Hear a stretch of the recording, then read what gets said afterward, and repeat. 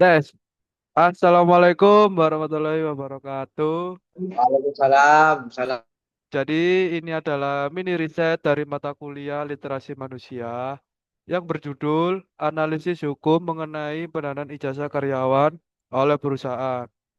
Nah, ini ada rekan-rekan saya yang bernama Imran, kemudian saya sendiri Ayumi Anggareksa Murti, kemudian Simon Laksamana Yuda Sriadi, dan yang terakhir ada Mas Langgam Dewa Rizky Pratama. Oke. Nah, ini untuk yang pendahuluan. Perlindungan hak individu untuk memperoleh pekerjaan menjadi penting di tengah persaingan kerja yang semakin ketat. Beberapa perusahaan menahan ijazah karyawan dengan alasan keamanan dan verifikasi kualifikasi, serta sebagai bagian dari kebijakan internal perlindungan data. Namun, praktik ini dapat melanggar prinsip kesetaraan, menghambat mobilitas karir, dan bertentangan dengan keadilan ketenaga kerjaan secara internasional. Konvensi seperti ICCPR dan ICSJR menegaskan bahwa setiap individu berhak atas kendali atas dokumen pribadinya sebagai bagian dari hak sipil dan sosial ekonomi. Tujuan utama dari praktik penahan ijazah umumnya adalah untuk dijadikan sebagai bentuk jaminan dalam hubungan kerja antara perusahaan dan karyawan menurut Anderson dan Bratianu. Namun demikian, konsep jaminan ini telah berkembang dan mengalami perluasan makna. Secara yuridis, jaminan biasanya mengacu pada objek yang bersifat kebendaan yang bisa dialihkan, diperjualbelikan, dan memiliki nilai ekonomi yang nyata. Menurut Suprema et tahun 2020. Berbeda halnya dengan ijazah yang bersifat personal dan tidak memiliki nilai komersial dalam arti umum, sehingga penggunaannya sebagai objek jaminan menimbulkan perdebatan hukum. Nah, itu yang selanjutnya bisa dilanjutkan oleh rekan saya, Imran. Oke, baik. Tinjauan pustaka dari riset ini itu ini ada dua poin. Yang pertama, peraturan perundang-undangan terkait penahanan ijazah dalam hubungan kerja. Jadi sudah dijelaskan dalam Undang-Undang Nomor 13 Tahun 2003, pekerjaan adalah setiap orang yang bekerja untuk orang lain dengan imbalan semua posisi kerja, termasuk manajer atau direktur, masuk dalam kategori ini. Undang-undang ini bertujuan melindungi hak pekerja, menciptakan keadilan sosial, serta meningkatkan kesejahteraan tenaga kerja. Dengan pasal 3 dan 4 menekankan asas keadilan, pemerataan, dan keamanan terhadap hak tenaga kerja. Jadi para ahli hukum menyatakan bahwa hukum tenaga kerja bertujuan melindungi pekerjaan dari dominasi pengusaha yang berlebihan. Jadi baik, yang poin kedua yaitu jaminan dalam hukum mengacu pada perlindungan terhadap kewajiban utang biasanya berupa benda bernilai ekonomi. Namun ijazah bukan objek yang biasa diperjualbelikan atau dialihkan sehingga secara hukum bukan jaminan yang sah. Meski pasal 1320 dan 1338 KUHP Perdata mungkinkan perjanjian jika ada kesepakatan sukarela. Status hukum penahanan jasa masih abu-abu karena tidak diatur secara tegas dalam undang-undang. Penahanan jasa sebagai jaminan hanya dapat dibenarkan dalam konteks hubungan kerja, bukan untuk piutang.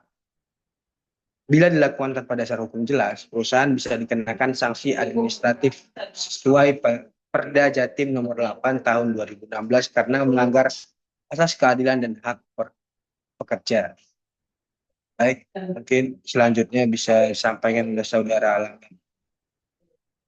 Oke, terima kasih Mas Bro. Oke, saya lanjutkan untuk metode yang gunakan itu ada menganut perjanjian kerja menurut undang-undang yang mana itu nomor 13 tahun 2003 kesepakatan antara pekerja dan pemberi kerja yang mengatur hak, kewajiban dan syarat kerja itu sebelumnya dari KUH Perdata itu mendefinisikan sebagai kesepakatan seorang buruh untuk bekerja dengan upah.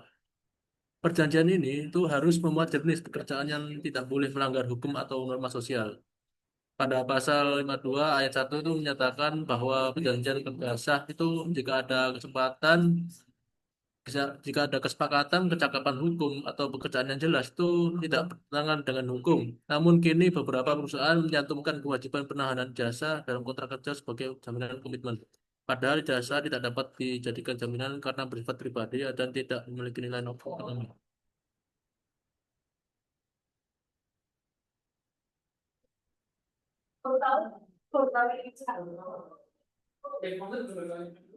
Selanjutnya, untuk kesimpulan, penahan ijazah perusahaan sebagai jaminan hubungan kerja semakin umum. Namun secara hukum statusnya masih belum jelas karena belum ada regulasi yang secara eksplisit mengaturnya.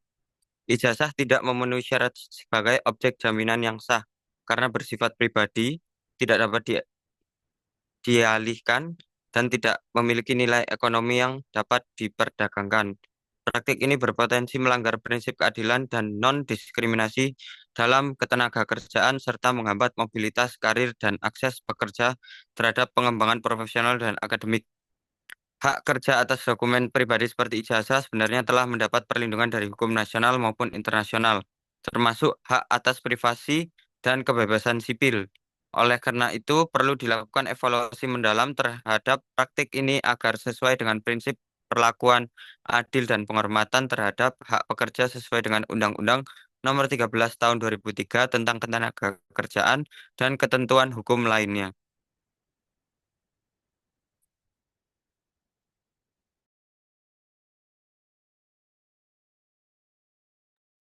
Oke, jadi yang terakhir ini ada saran.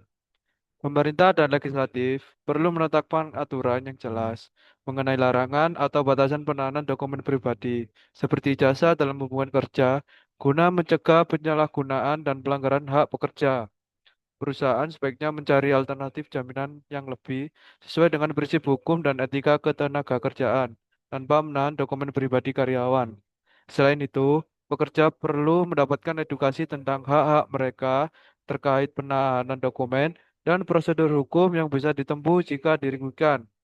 Sosialisasi dan pelatihan bagi pengusaha dan HRD juga penting untuk menanamkan pemahaman tentang prinsip keadilan dan hak asasi pekerja guna menghindari praktik yang melanggar hukum. Selanjutnya, penelitian lebih lanjut diperlukan untuk menilai dampak sosial ekonomi dari penahanan ijazah serta mengkaji kemungkinan reformasi hukum yang memperkuat perlindungan hak pekerja secara menyeluruh. Nah, jadi sekian dari kelompok kami. Bila ada salah kata, mohon dimaafkan. Assalamualaikum warahmatullahi wabarakatuh.